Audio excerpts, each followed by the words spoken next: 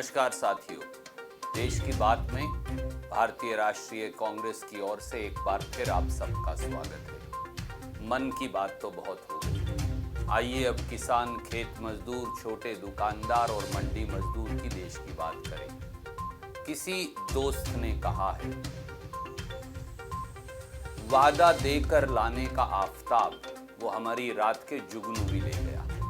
ये किया मोदी जी ने इस देश के किसान से। आज देश की खेत और खलिहान दोनों पर हमला बोला गया है। आज देश की खेती पर अतिक्रमण किया गया है। देश के खेत मजदूर और किसान को अपने ही खेत में गुलाम बनाए जाने का षड्यंत्र किया जा रहा है। खेती को गुलामी की बेड़ियों में जकड़कर मुट्ठी भर पूंजीपतियों की दासी बनाने के 3 काले कानून मोदी जी संसद में पारित करवा कर लाए हैं। क्या ये आपको मंजूर है? क्या देश के 62 करोड़ लोगों को ये मंजूर है? क्या देश के 15.5 करोड़ किसानों को ये मंजूर है? क्या देश के लाखों करोड़ों मंडियों में काम करने वाले, रोटी रोजी कमाने वाले, हर रोज की कमाई हर रोज करने वाले व्यक्ति को ये मंजूर है? देश का 62 करोड़ किसान सड़कों पर है। 250 किसान संगठन विरोध कर रहे हैं और मोदी जी कह रहे हैं सब चंगासी। मोदी जी, क्या आपको इस देश के 130 करोड़ में से 65 करोड़ नागरिक विरोध करते हुए नजर नहीं आते? काश हल्का मुठ पकड़कर कभी मोदी जी और नरेंद्र सिंह तोमर कृषि मंत्री जी ने खेती की होती तो मालूम होता कि मां जो जमीन है, जब उस जमीन को गिरवी रखने का सरकारें षड्यंत्र करती हैं तो कितना दर्द होता है। जब पेट की रोटी कोई छीनता है किसान की तो कितना दर्द होता है। जब अन्नदाता और भाग्य विधाता को बंधक बनाने का षड्यंत्र होता है तो कितना दर्द होता है। आइए अब तीनों काले कानूनों की बात करें। मोदी जी कहते हैं मंडियां खत्म हो जाएंगी तो किसान को बेहतर रेट मिलेगा। कितना बड़ा बरगला रहे हैं और झूठ बोल रहे हैं देश के प्रधानमंत्री। मंडियां इसलिए बनाई थी कांग्रेस की सरकारों ने ताकि न्यूनतम समर्थन मूल्य किसान के सामूहिक संगठन के आधार पर इन मंडियों के अंदर मिल सके।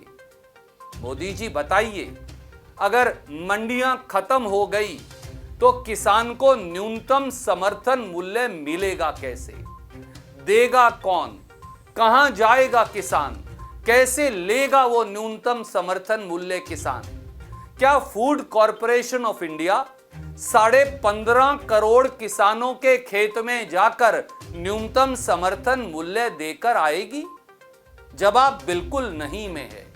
या वो मुट्ठी भर उद्योगपति जो देश की खेती को आपके इशारे पर खरीद लेंगे, अगर उन्होंने किसान के खेत में, अपने गोदाम और फैक्ट्री में किसान को न्यूनतम समर्थन मूल्य नहीं दिया तो कौन जिम्मेवार है? क्या मोदी सरकार जिम्मेवार होगी? किसान को लूटने का यह सबसे बड़ा और साधारण धंधा है। दूसरा, किसान के पास, क्या आप जानते हैं कि गांव से शहर तक आने का किराया नहीं? और मोदी जी ढींगे भर रहे हैं कि अब किसान कहीं जाकर कहीं भी अपनी फसल बेच सकता है। मोदी जी, आपने कभी खेती की है? देश के कृषि मंत्री नरेंद्र सिंह तोमर जी का इलेक्शन एफिडेविट पढ़िए दोस्तों। उनके पास 1 इंच खेती की जमीन नहीं। देश के प्रधानमंत्री खेती नहीं करते, देश के कृषि मंत्री खेती नहीं करते, देश के गृह मंत्री खेती नहीं करते, देश के रक्षा मंत्री खेती नहीं करते, और हम किसानों को ये खेती का पाठ पढ़ाते हैं। किसान आज भी अपनी फसल कहीं बेच सकता है। पर क्या आप जानते हैं कि कृषि सेंसस 2015-16 के मुताबिक देश का 86% किसान 5 एकड़ से कम भूमि का मालिक है। उसमें से भी 80% किसान केवल 2 एकड़ भूमि का मालिक है। अरे उसके लिए तो 30 किलोमीटर दूर मंडी तक अपनी फसल लाना मुश्किल है। वो पंजाब से कलकत्ता और हरियाणा से मद्रास अपनी फसल कैसे लेकर जाएगा? महाराष्ट्र का किसान उत्तर भारत अपनी फसल कैसे लेकर आएगा? पोरबंदर और अहमदाबाद और गुजरात का किसान बंगाल अपनी फसल कैसे लेकर आएगा? और असम का चाय का किसान कैसे दिल्ली में आकर अपनी फसल बेचकर जाएगा? क्यों इतना क्रूर मजाक कर रहे हैं? और तीसरी बात, क्या ये सही नहीं? क्या ये सही नहीं कि किसान एसडीएम और कलेक्टर से लड़ेगा कैसे? आप कहते हैं बड़ी बड़ी कंपनियां आएंगी, वो किसान की जमीन का अनुबंध कर लेंगी और अगर झगड़ा हुआ तो एसडीएम और डीसी फैसला कर देगा। अन्नदाता भाग्य विधाता केस लड़ेगा कैसे? स्वाभाविक तौर से साथियों, ये अफसरशाही और कंपनियां मिलकर किसान के खिलाफ निर्णय देने वाली हैं ही। तो किसान जाएगा कहां? मोदी जी, क्या आप जानते हैं? क्या आप जानते हैं कि मंडियों में आड़ती, मंडी मजदूर, मुनीम, ट्रांसपोर्टर, तोलने वाला, भार तोलने वाला, फसल की सफाई करने वाला, जमीन की सफाई करने वाला, अनेकों लाखों करोड़ों कर्मी, ये सब भी अपनी आजीविका पालते हैं। जब ये सारी मंडियां बंद हो जाएंगी तो ये करोड़ों लोग जाएंगे कहां?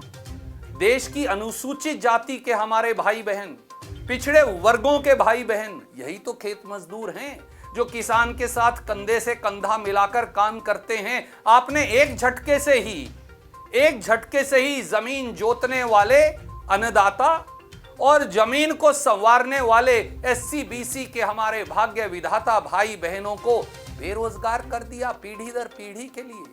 क्या ये न्याय है? क्या ये उचित है? क्या ये सही है? और एक बात का जवाब और दीजिए, जो 2% मार्केट फीस प्रांत मंडियों के अंदर लगाते हैं, जो एफसीआई देती है, किसान नहीं। जो रूरल डेवलपमेंट फंड 2 से 3% लगता है, जिसकी कीमत भी एफसीआई या प्राइवेट खरीदार देते हैं, किसान नहीं।